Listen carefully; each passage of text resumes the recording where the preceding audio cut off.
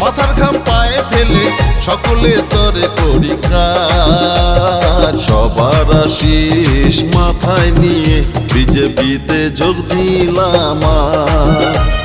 সবার আশিস মাথায় নিয়ে বিজেপিতে যোগ দিলাম।